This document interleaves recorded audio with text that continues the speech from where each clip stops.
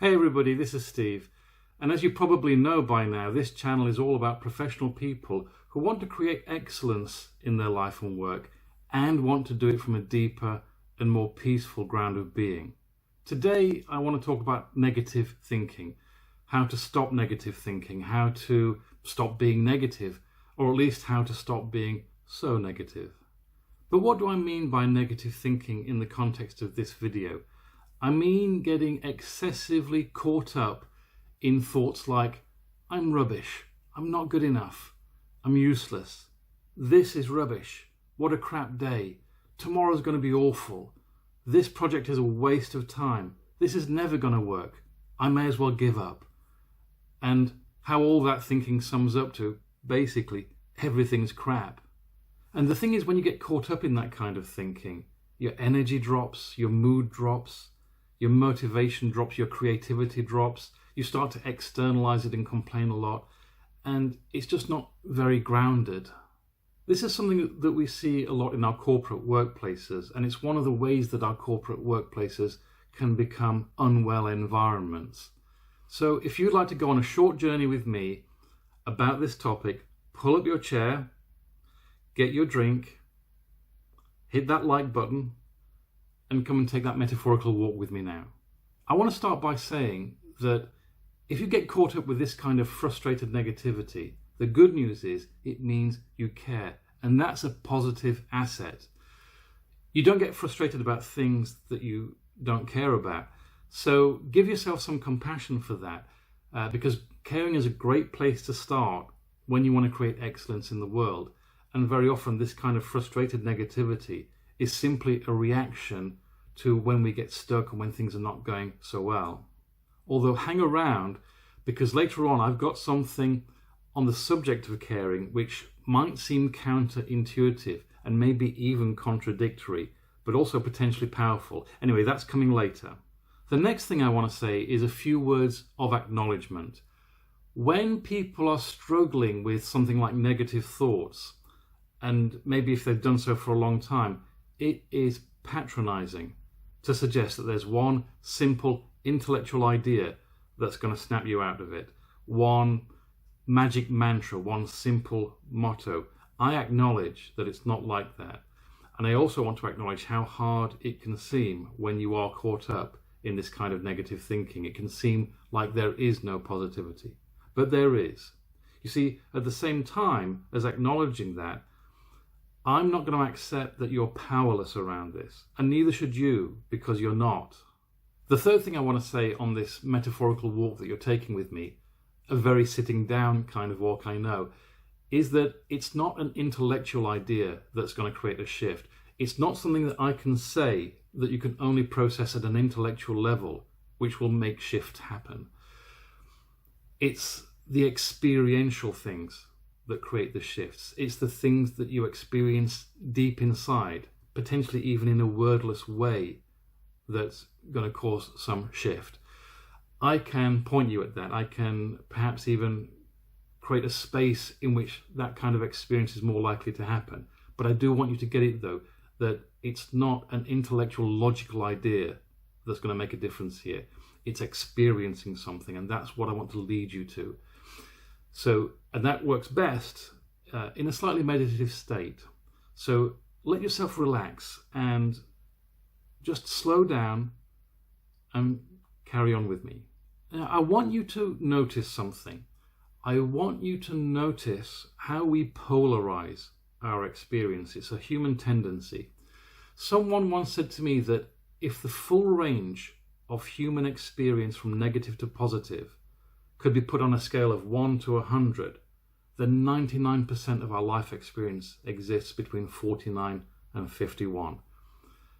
The other 1% probably between 48 and 52.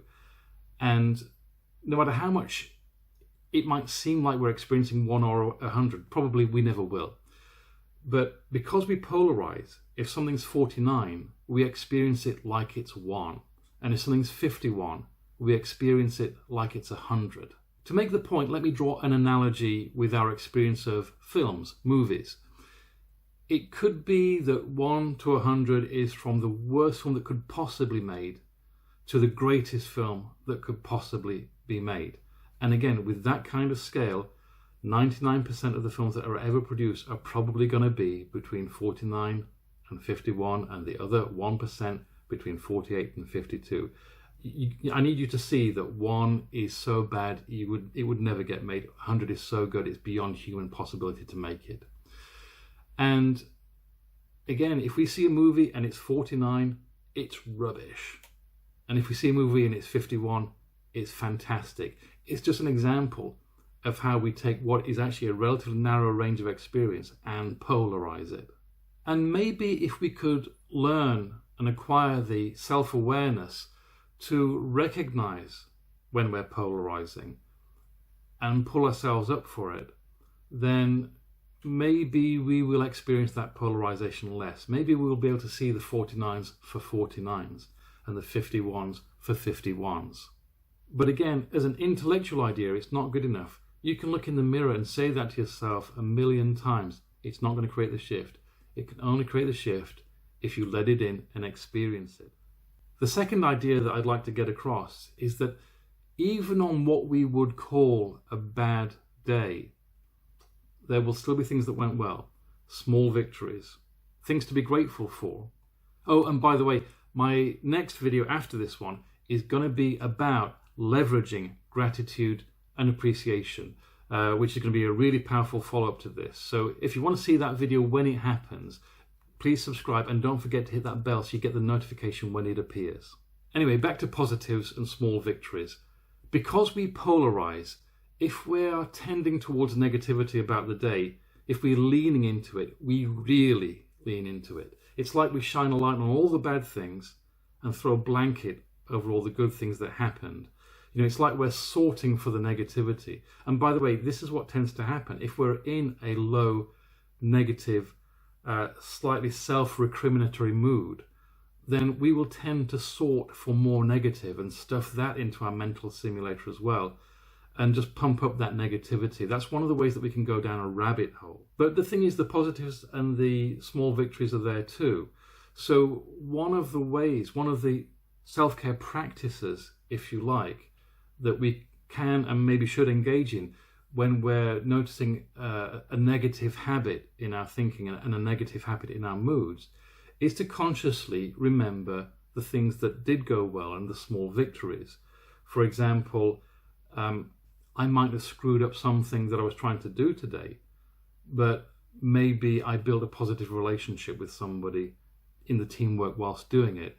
Maybe I didn't quite finish my to-do list, but maybe there was one thing on that to-do list that had been hanging around for a long time, and I'm so pleased that I managed to get that done. So by taking a conscious and deliberate effort to actually sort for some positives to balance that negative, then you can lift yourself up. You can break that habit of negative thinking and again bring some balance to what is otherwise polarized.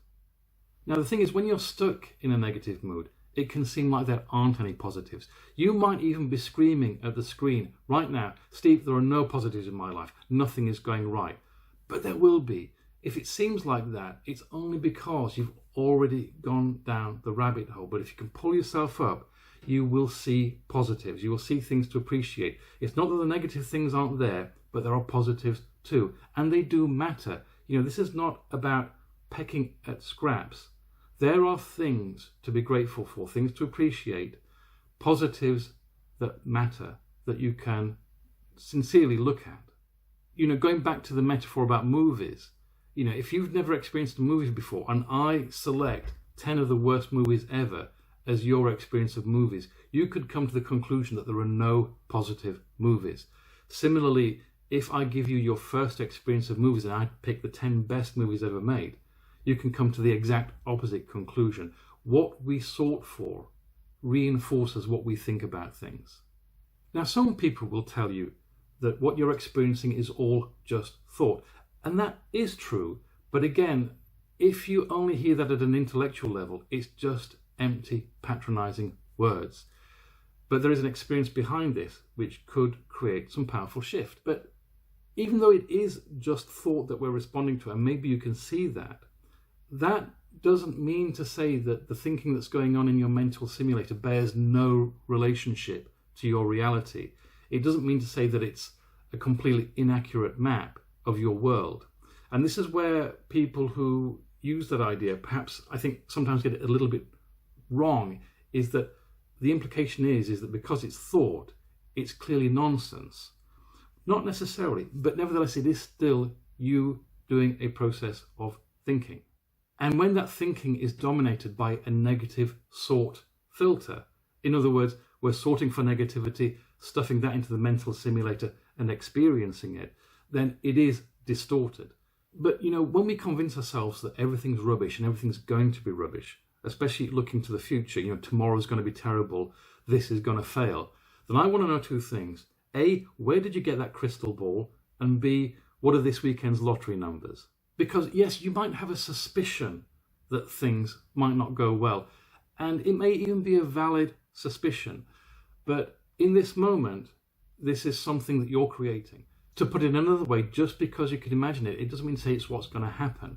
And in fact, sometimes if we get too caught up in the expectations that things are going to be rubbish, we can end up unconsciously manifesting that. And boy, do we catastrophize, do we polarize. I think it was Mark Twain who said, there have been many tragedies in my life, and some of them actually happened. And it's like that. We can create so much drama in our negative thinking, in our mental simulator, that really isn't going to happen. And again, it can be good to actually become more conscious, more aware, more self-aware, more present with the notion that a lot of the tragedy we create in our minds really isn't going to happen. Now, that's not to say bad things don't happen. They do. Terrible things happen. And tomorrow could be a terrible day. It's possible. But in my experience, most of what we imagine doesn't come to fruition. And if only we could remember that, if only we could self-observe more accurately and see all the times we've created predictions of self-doom that never came to be. Now, this leads me to one of the most powerful self-care practices I've experienced around this. And I think if you experience it, you'll experience some shift yourself. To slow down, to meet everything that you encounter, to not judge it, and simply ask, is there something I can do about this right now? If it's not a positive thing, is there something I can do right now? If there is, do it. If there isn't, walk round it. The negative emotions that you experience are not really coming from the things that you met, but the story you tell yourself about what they mean and the way you get caught up with that story. It's like somebody makes a mistake, gets something wrong, and somebody they care about tells them off because they're cross about it. And they start to tell themselves a story about how worthless they are. It's the telling ourselves the story that creates the negative emotions about it, that really makes us feel bad and then gets us sorting for more negativity. If we can meet everything rationally, coolly, and simply, if there is something to do, do it, and if there isn't something to do, walk round it, and to practice some self-forgiveness and some self-compassion, then there's a large chance that we'll experience less negativity in our lives. Now, this starts to touch on a really difficult question, which is, how do I love myself when I hate myself? Now, I'm not going to drill down into that here. It deserves a video all of its own. And it is going to be the subject of a future video. So again, if you haven't subscribed already, please do and hit that bell button so you'll get notified when that video appears as well. But rather than let that story spin around in our heads about how worthless we are because somebody we cared about told us off, show some self-compassion. Be compassionate towards yourself, be compassionate towards them, be compassionate towards the task.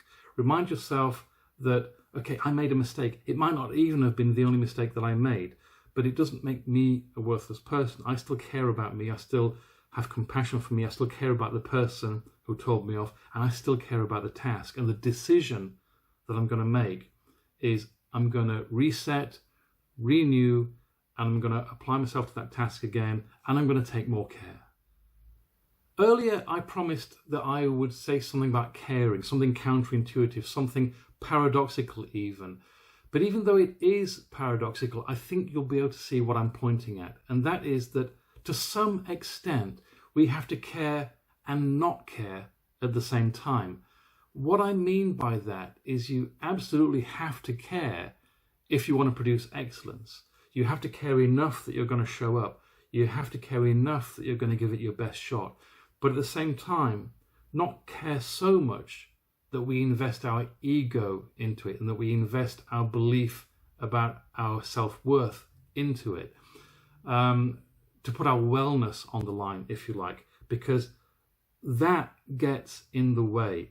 Investing the ego too much into it gets in the way of producing that excellence because we can't be professionally detached. If you think about a doctor, he has to care about that patient. He has to care passionately about keeping that patient well and alive, but at the same time, he's also got to maintain a level of objective professional detachment. And that's kind of what I'm pointing at here. There's also some relevant tips related to this topic in my previous video about overthinking, and I've put a link to that in the comments below this video. So do also have a look at that. You'll find some additional strategies for dealing with thinking generally. Now, as usual, if this topic was useful, please do hit the like button. It helps other people see it. If you have friends who you think might benefit from hearing this, please share it with them. By all means, comment, give feedback, share your experiences, and I'll return comments on those. But most of all, please do subscribe. And as I've mentioned a couple of times, there are some interesting videos coming up. So please click that bell so you get a notification when new content arrives.